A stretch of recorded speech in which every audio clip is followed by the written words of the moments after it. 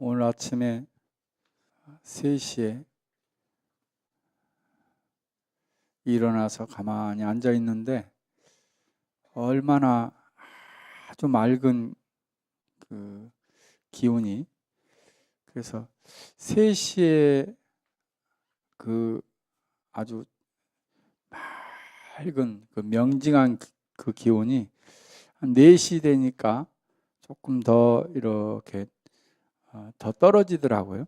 그래서 그 큰절 우리나라 총림에서는 지금도 3시에 늘 새벽에 일어나서 예불을 하거든요. 근데 왜 3시에 일어나는가, 이런 게 오늘 새벽에는 훨씬 더 몸으로 느껴졌습니다. 아주 고요함, 그리고 아주 청명함. 그 산속에 살다 보면 그 이제 자연의 사이클에 맞춰집니다. 저녁 10시쯤 되어지면 눈이 감기게 되고 2시나 3시쯤 되면 눈이 떠지게 되거든요. 그래서 늘 자연의 사이클에 오히려 사람보다도 주변에 굉장히 나무들, 새들, 이 많은 것들이 다 그 자연의 사이클에 맞춰져요. 오늘 아침에는 한 5시 한 50분쯤 되니까 마을 방송도 하더라고요. 동네 마을. 동네 마을 사람들도 그쯤 되면 다 일어난 거죠. 새들이 일어날 때 사람들도 다 일어나고, 그래서 이제 그때쯤에는 이제 들을 한번 보러 다니는 그런 시간이기도 하고, 그래서 마을 방송을 일찍 합니다. 그 이제 도시에서 살다 보면 TV라든지 또 밖에 불빛들이라든지 이런 것들에 의해서 많이 방해를 받기도 하지만, 그래서 산중에 사는 것이 얼마나 큰 복인가 하는 생각을 했습니다. 그래서 아침마다 늘 나는 참 복이 많구나 생각을 하면서 일찍 깨어나서 예불을 하고, 그리고 이제 저 땅끝에서부터 기차를 타고 여기까지 올라왔습니다.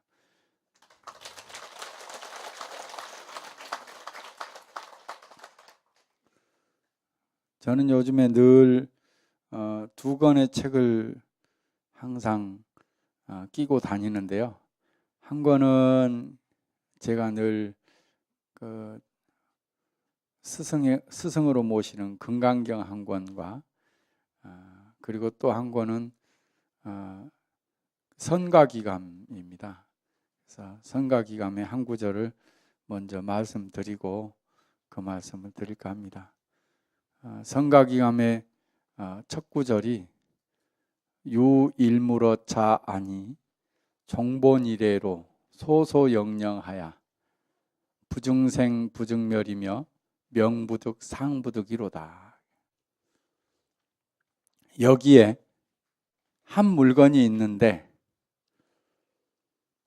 무시이래로 아득한 애적부터 지금에 이르기까지 밝고 신령스럽고 신령스러워서 잠깐도 난 적이 없고 잠깐도 멸한 적이 없다. 이것은 이름 붙일 수도 없고 그림으로 그릴 수도 없다. 선가기감의 가장 첫 구절입니다. 누구에게나 해당되는 말이기도 합니다. 바로 지금 여기에 있는, 지금 보고 듣고 느끼고 생각하고 행동하고 하는 바로 여기에 있는 여러분들, 여기에 한 물건이 있는데 아득한 옛날부터 지금까지 아주 밝고 신령스럽고 신령스럽다. 밝다고 하는 것은 어둠이 하나도 없다고 하는 것이죠. 티끌한 점 없이 청정하다고 하는 것이기도 하고요. 신령스럽고 신령스럽다고 하는 것은 우리가 모든 순간에서 어떤 일을 할 때 가장 신기한 일이다. 우리가 아침에 일어나서 눈을 뜨는 일도 신기한 일이고요. 세수하는 일도 신기한 일이고요. 아침 밥을 먹는 일도 신기한 일이고, 바로 이곳 무상사 법당에 찾아오는 일이 정말 신기한 일입니다. 이렇게 모든 순간에 움직이고 있는 바로 이것이 다 신령스러운 일입니다. 그래서 밝고 신령스럽고 신령스럽다고 한 것입니다. 바로 이것은 한순간도 멸한 적이 없고 한순간도 생한 적이 없다. 그러나 이것을 어떻게 표현할 길이 없다. 이름 붙일 수도 없고 그림으로 그릴 수도 없다. 여러분들은 다 아시죠? 네. 서산대사께서 지으신 이 선가기감은 정말 보면 볼수록 너무나 가슴에 좀 새록새록 와닿는 그런 부분들이 있고, 늘 저를 일깨워주는 큰 스승이기도 해서 이렇게 안고 다니고 있습니다. 이 서산대사께서는 8살, 9살 때 어머니와 아버지를 여의시고 12살 때 성균관에 발탁이 되어서 가십니다. 그러니까 성균관은 그 당시 최고의 그런 등용문과도 같은 곳이죠. 아무나 들어갈 수 없는 곳이잖아요. 거의 천재들만 들어갈 수 있는 곳이 바로 성균관인데 12살 때 들어가셨어요. 18살 때까지 성균관에서 공부를 하셨죠. 스승과 함께 전라도 내려가셨다가 스승은 친상을 당해서 먼저 올라가시고 그 동료들과 함께, 도반들하고 함께 지리산에 갔어요. 지리산에 가서 지리산 쌍계사에 갔는데 그곳에 경치에 반하다가 숭인화상이라고 하는 스님을 만나서 불교 경전을 보게 된 거예요. 불교 경전을 보고는 너무나 그동안에 봤던 유학의 글보다 이것은 바로 마음을 깨우치는 경전이거든요. 그래서 반하게 된 거예요. 그래서 바로 그 자리에서 머물렀어요. 이제부터는 불교 경전을 봐야 되겠다. 그래서 3년 동안 경전을 봅니다. 머리 긴 상태로. 그래서 경전을 다 보는 거예요. 화엄경까지 다 보고 난 뒤에, 그러고 나서 21살에 나는 이 공부를 계속해야 되겠습니다. 그래가지고 지리산 벽송사로 들어갑니다. 그래서 부용영관, 그때 당시에 최고의 선사인 부용영관 스님을 뵙게 됩니다. 그래서 이제 그때부터 경전을 다 3년 동안 공부하고 난 뒤에 참선을 합니다. 10년 동안 참선을 해요. 10년 동안 참선을 하고 난 뒤에 31살에 깨달음을 얻습니다. 깨달음을 얻으면서 말씀하신 오도송이 있는데, 머리 세워도 마음 안 샌다고. 그러니까 여기엔 공감이 가시는 분들이 있을지도 몰라요. 머리는 세워도 마음은 안 샌다고 옛사람들 일찍 말했다네. 닭울음소리 한 번 듣고 대장부 할 일을 마쳤노라. 이런 오도송을 남기면서 이제 깨달음을 얻습니다. 깨달음을 얻고 난 뒤에 다시 경전을 봐요. 경전과 수많은 어록들을 10년 동안 보십니다. 경전을 먼저 보고 참선을 10년간 하고 다시 경전을 보시는 거예요. 10년 동안 다시 경전을 보시면서 메모를 하십니다. 경전 쭉 메모했어요. 그 메모해 가지고 이제 제자들에게 내보인 것이 바로 이제 성가기감입니다.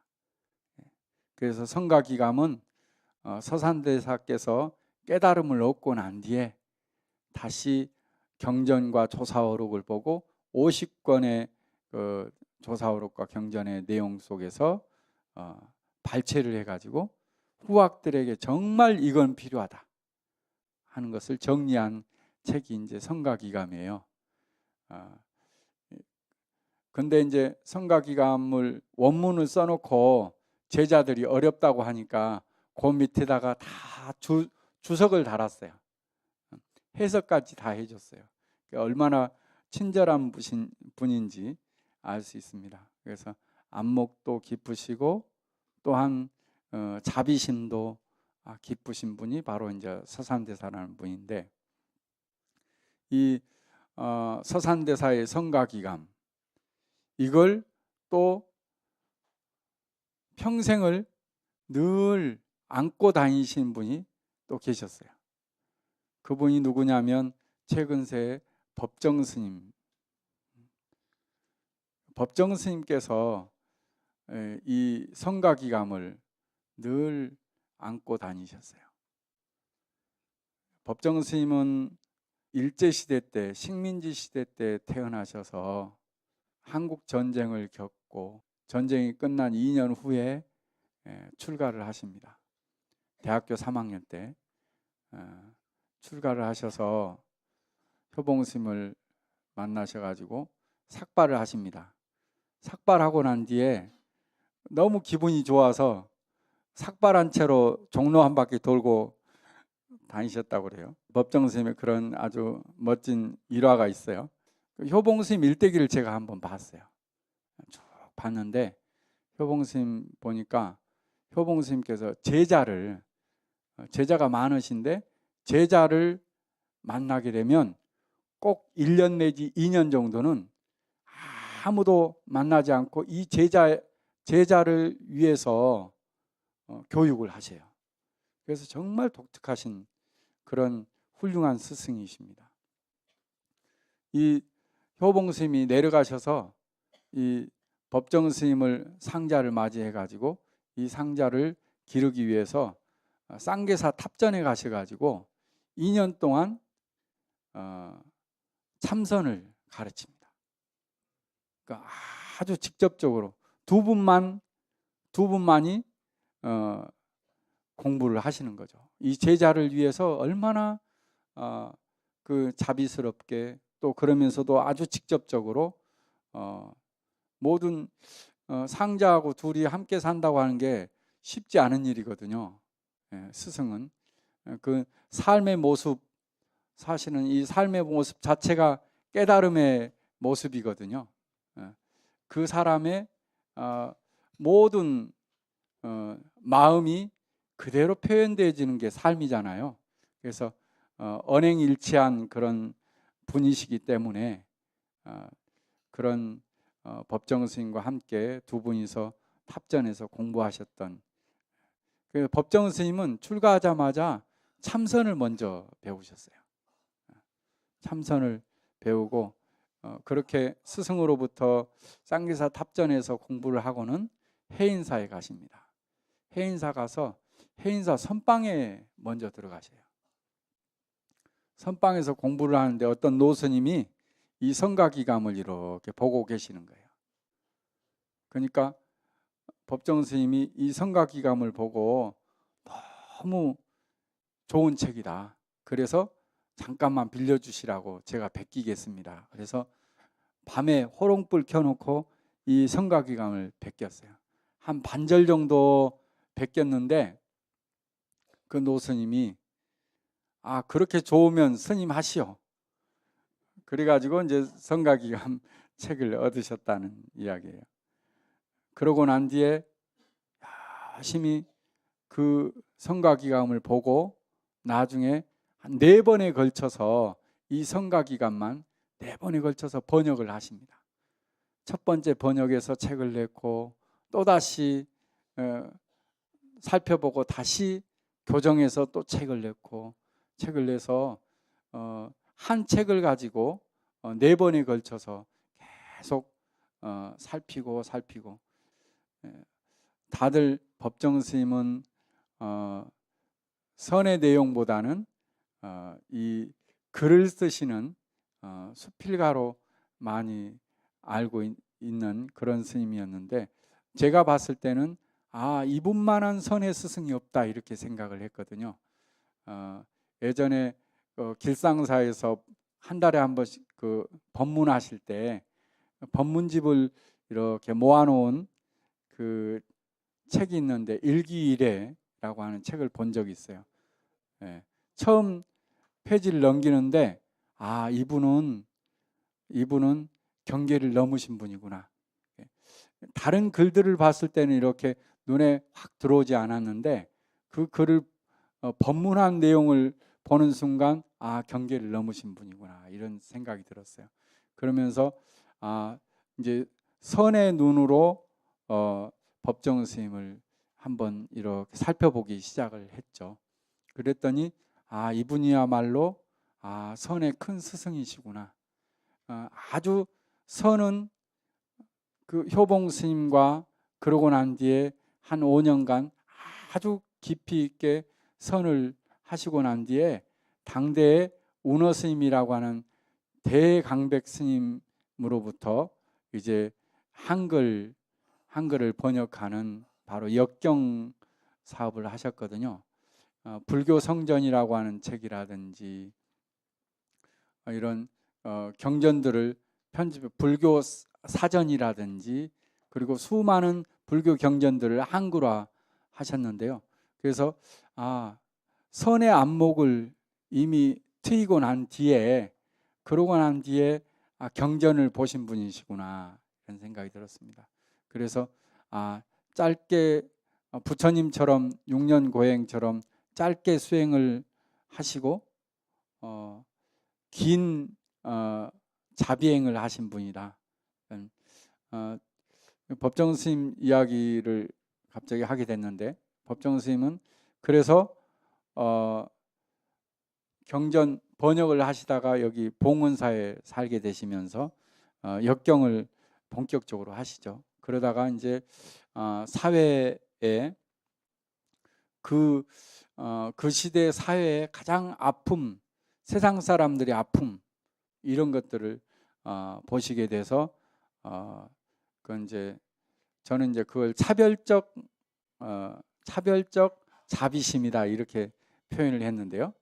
차별적 자비심, 옳고 그름에 대한 그런 활동들을 하셨어요. 그러시다가 저 송광사 불이람 내려가셔서 이제 사시는 동안 열심히 글을 쓰셨어요. 글을 쓰는 것은 잠시도 세상 사람들에게 그 자비심을 늦추지 않는 거예요. 그래서 불이람에서 이제 글을 쓰는 것이 그야말로 이게 완전한 자비심이다 뭐 이런 생각이 들었어요. 거기에서 쓴 글들을 보면서요. 그래서 그 뒤로의 그런 행적들이 이제 세상을 어떻게 바라보고 어떻게 안을 것인가, 자비심을 차별적 자비심에서 완전한 자비심으로 어떻게 한 분이 그렇게 삶을 살 것인가 하는 그런 대표적인 그런 모습을 보여주신 분이 이제 법정 스님이라 저는 생각이 들어요. 그런데 그 안에 그 선지의 내용을 들여다보면 바로 이 성가기감에 바로 이 첫 구절 늘 바로 여기에 한 물건이 있는데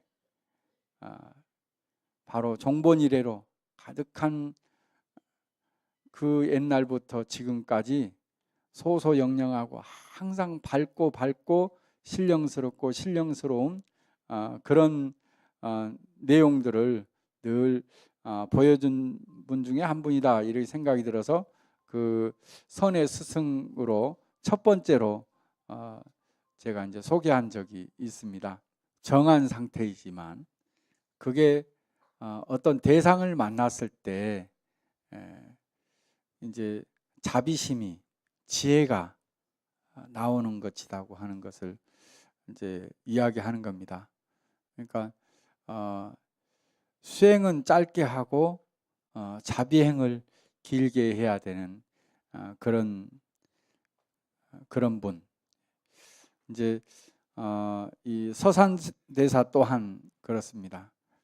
서산대사께서 이 성가기감이라고 하는 이 책을 엮으신 거죠. 그러니까 한국에서 만든 경전이라고 볼 수 있습니다. 매일매일 신기한 날이죠. 우리가 이제 이렇게 여기까지 찾아오는 자동차라든지 또 지하철이라든지 또 우리가 늘 쓰는 핸드폰이라든지 이런 것들이 정말 그 신비한 일이에요. 어떻게 이런 것을 만들어낼 수 있을까? 그것 또한 사실은 자비심이에요. 굉장히 큰 자비심이라고. 그러니까 사람들의 욕망을 어떻게 하면 다 충족을 시켜줄 수 있을 것인가? 그게 이제 현대사회에 오면서 이게 과학이 발달하게 되는 거죠.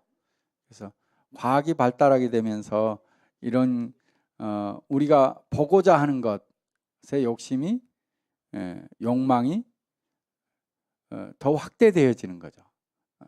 또 멀리에 있는 가족이나 친지들의 소식을 듣고 싶어 하는 것도 사실은 그 마음에서 시작되어지는 거죠.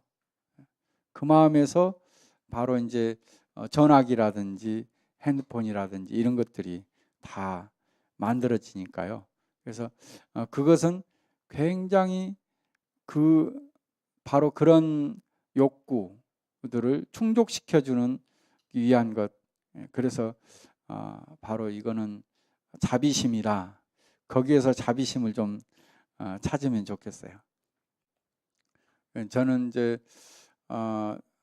아침에 기차를 타고 오면서 기차도 또한 정말 빨라졌어요. 예전 같으면 이 무상사 법회를 오려고 한다면 버스를 타고 6시간 와야 돼요. 그래서 바로 하루 전에 와야 되거든요. 근데 무상사 법회 오는데 이제 차분하게 기차 SRT가 있어서 차분하게 아침 새벽 예보를 하고 좌선을 하고 그리고 이제 아침 공양을 하고 또 멀리서 온 신도들이 있어서 한 30분간 법문도 했어요. 그리고 이제 아침 7시에 출발을 해서 왔는데 벌써 온 거예요. 그러니까 그 SRT 그 기차 그 빠른 기차를 만들기 위해서 얼마나 많은 사람들이 노력을 했는지 저를 위해서 만든 것 같아요.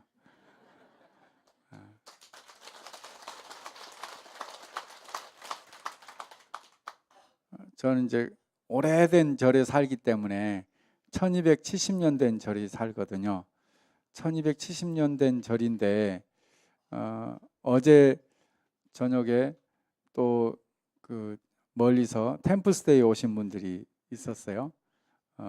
또 그 차문화 대학원이라고 차하는 공부하는 분들인데 절에서 템플스테이를 하면서 차담도 하고 또 부처님께 차도 올리고 그런 마음으로 아주 예쁜 마음으로 찾아온 분들이 있어요.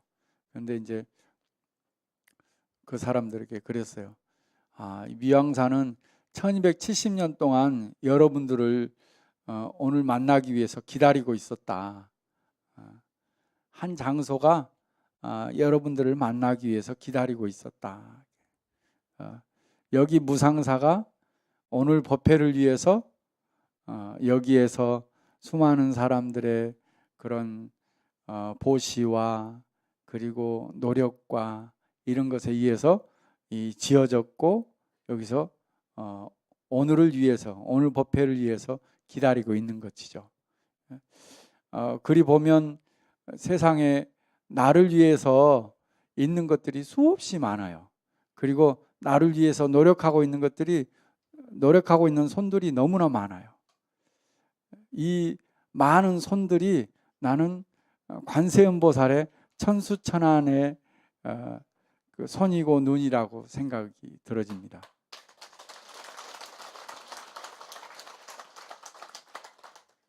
이 세상에서 이 자비스러운 이 손을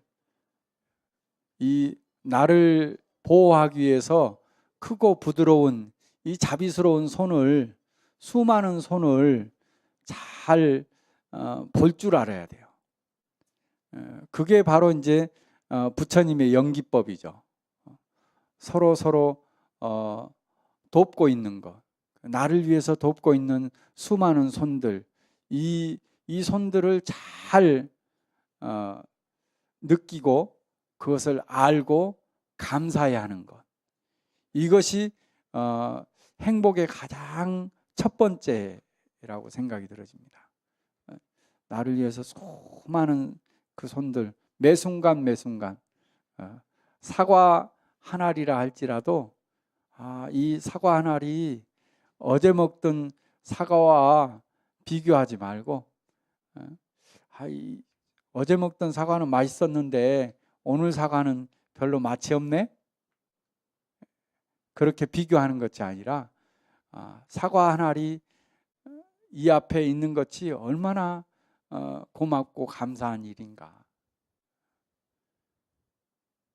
사과 한 알이 만들어지려고 한다면 그 씨앗이 자라서 나무가 커가지고 한겨울을 지나고 봄에 꽃이 피고 그 꽃들이 다 열매 맺는 것이 아니라 다 떨어지고 거기에 봄바람에 살아남는 꽃들이 열매가 맺히게 되고 그 열매 맺힌 것들이 또 다 상품이 되는 것이 아니라 중간에 비바람에 또 떨어지기도 하고 또 그 나무 기르는 사과를 기르는 사람에 의해서 또 솎아내지기도 하고 그 속에서 살아남은 또 사과가 여름 가을에 태풍을 이겨낸 그런 사과, 그런 사과 한 알이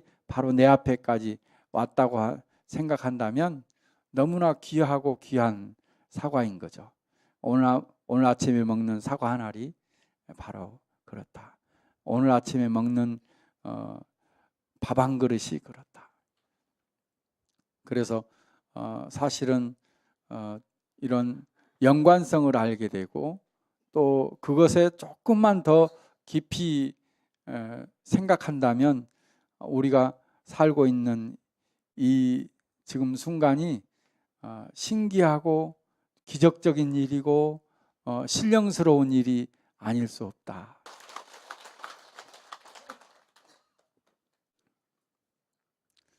그래서 우리의 본 성품은 밝고 밝지만 이것이 작용은 바로 늘 자비심으로 향하게 되어 있습니다. 그래서 자비심은 신령스럽기 그지없다. 그러니까 그 신령스러움을 볼 줄 알아야 된다 하는 것이고요. 그래서 불자들은 그 신령스러움을 보고 또 한편으로는 또 그 신령스러움을 만들어내고 있는 그 본질인 밝고 찌끄란 점 없이 청정한 바로 그 성품을 봐야 된다 하는 말씀을 드립니다. 육조단경에 이런 이야기가 있습니다. 저는 이제 육조단경을 묘하게도 17살에 봤는데요. 고등학교 1학년 때 굉장히 방황하다가 이제 참선하고 있는 선생님을 만나가지고 이제 신기해하니까 책을 한 권 건네준 책이 육조단경이거든요. 그래서 그 육조단경을 보는데 나 이렇게 살고 싶다 이런 생각이 들었어요. 그래서 출가를 하게 됐는데 그 육조단경이 굉장히 정말 저에게는 이런 삶을, 이렇게 행복한 삶을 살게 만들어준 그런 선물인 거죠. 책 한 권이 저에게 굉장히 큰 선물이 될 때가 있어요. 일생의 가장 큰 선물이 바로 저는 육조단경이라고 하는데, 육조단경에 가장 제가 감명 깊었던 곳이 뭐냐면 우리 본래 마음은 무념하고 무상하고 무주하다. 본래 마음은 무념하다고 하는 것은 번뇌와 망상이 없다. 번뇌와 망상이 없다. 우리는 온갖 생각을 많이 하잖아요. 또 그러다가 뭐 이것저것 생각하다가 또 과거도 생각하다가 또 미래에 대한 추측 상상도 하다가 또 누가 한마디 건네면 또 그 속뜻을 생각하다가 오늘 여기 택시 타고 오는데 택시기사가 그러는 거예요. 지난 부처님 오신 날 고향에 내려갔는데 동생에게 안 좋은 말을 했는데 그 안 좋은 말을 해놓고 나니까 너무나 지금 마음이 안 좋아서 지금 며칠째 밥도 제대로 못 먹고 또 눈도 별로 안 좋아지는 것 같다. 이걸 어떻게 해야 될 것인가. 그러니까 3일 동안 그 동생에 대해서 잘못한 한 번 던진 말에 대해서 후회하고 온갖 생각을 하는 거예요. 스님, 이것을 어떻게 풀어야 돼요? 당장에 전화하시오. 그건 바로 전화해서 내가 당신이 나에게 한 말처럼 그대로 하시오. 왜 말을 못해요? 전화를 안 받으면 문자로 하시오. 용기를 내서 그러면 오늘 바로 하겠습니다. 생각으로 하는 것들이 너무나 많은 거죠. 말 한마디 내가 던져놓고 내가 전전긍긍하는 것. 또 남의 말을 한마디 듣고 내가 또 온갖 화를 내고 괴로워하고 또 미워하고 이런 것들. 그것이 다 뭐냐면 번뇌망상이에요. 그런 생각과 생각 속에서 살고 있는 거죠. 근데 무념하다. 번뇌와 망상이 없는 상태가 있다. 나에게. 바로 이것이야말로 번뇌와 망상이 없는 바로 그 마음이 바로 평화로운 마음이에요. 가장 고요한 마음이에요. 그게 바로 지금 이 순간에 나에게 있다. 그 마음이 나의 본래 마음이다. 그게 바로 이제 진공묘유. 진공묘유.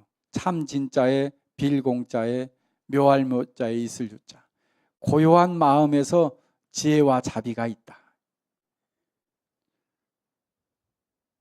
화가 나고 또 긴장하고 이런 마음에서는, 바쁜 마음에서는 절대 지혜가 나올 수 없다. 고요한 마음에 지혜와 자비가 나온다. 바로 이 번뇌망상이 없는 이 무념한 마음을 우리 본래 마음이다. 또 무상한 마음, 무상은 상이 없는 마음, 고정된 상이 없는 마음. 아버지는 이렇다. 또 선생님은 이래야 된다. 대통령은 이래야 된다.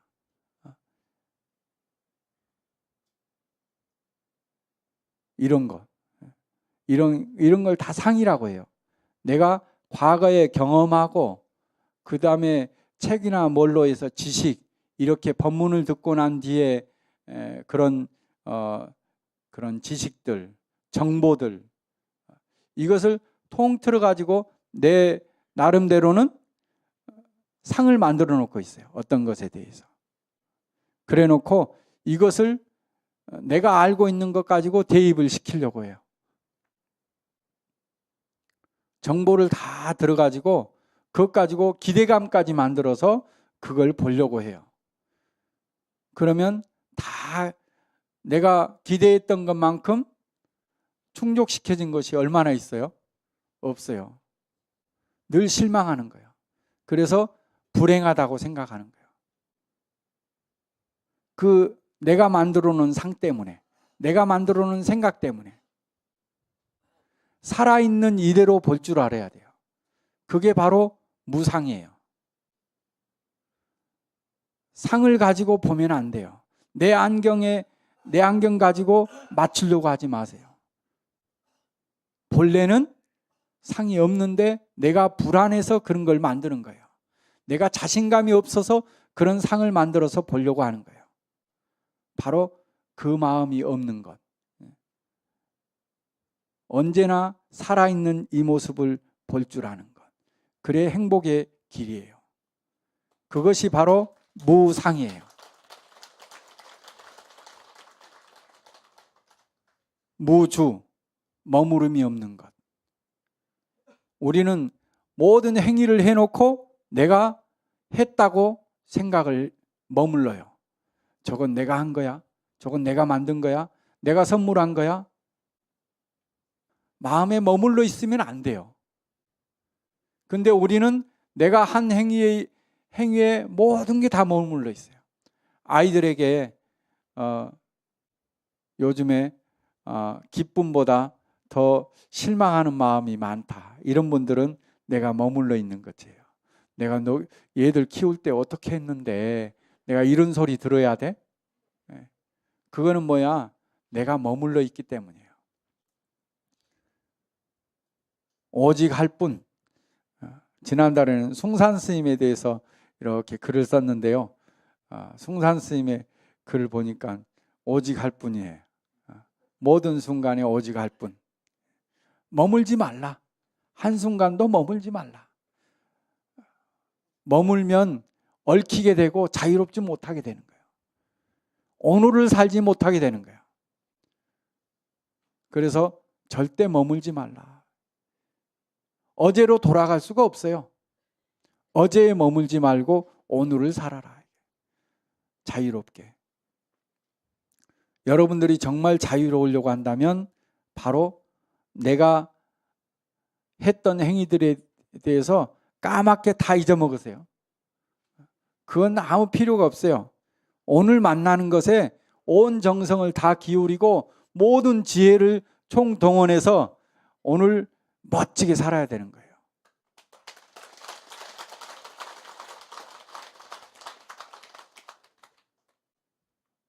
바로 무념한 번뇌가 없는 상태, 또 무상한 고정된 생각이 없는 상태, 또 무주, 머무름이 없는 상태. 이 무념무상 무주한 바로 그 마음이 나의 본래 마음이에요. 그 본래 마음, 바로 그것은 종본 이래로 아득한 옛날부터 지금에 이르기까지 한 번도 태어난 적이 없고 한 번도 멸한 적이 없는 바로 그 마음이 아주 밝고 신령스럽고 신령스럽다. 그래서 선은 뭐냐면 바로 그 마음을 일으키는 거예요. 그 마음을 일으켜서 쓰는 것을 선이라고 해요. 이 선과기감의 가장 핵심은 그거예요. 번뇌망상, 또 상, 또 머무른 생각, 이것들은 다 산을 가리고 있는 구름이다. 해를 가리고 있는 구름이다. 우리는 구름의 영향을 받으면 비를 맞기도 하고 어둡기도 하고 태풍을 만나기도 하고 그렇지만 바로 이 구름을 걷어버리면 그야말로 밝고 신령스럽고 신령스럽다. 여러분들의 마음은 항상 밝고 여러분들의 모든 행동은 다 신령스럽기 그지없다.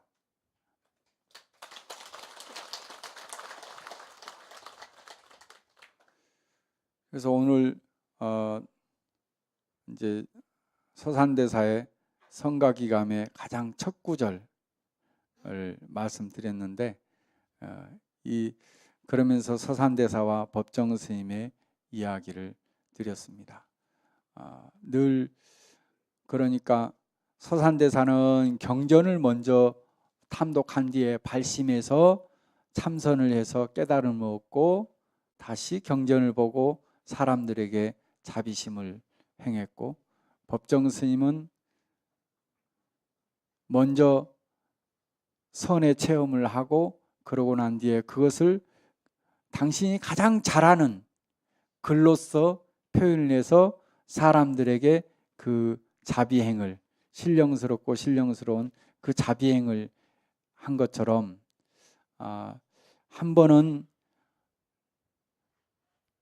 상황에 쫓아서 사는 것이 아니라 자기의 바로 이 밝고 밝은 무시래로부터 지금까지 변함이 없는 바로 이것, 나의 본래 성품, 이것을 잘 찾아서 바로 그 마음의 주인이 돼서 그 마음을 잘 사용하는 것, 이것이 바로 수행이고 자비행이라고 생각을 합니다. 그래서 여러분들이 스스로 자기 자신에 대한 믿음을 가지고 어떤 일을 할 때마다 다른 사람이 어떻게 생각할까?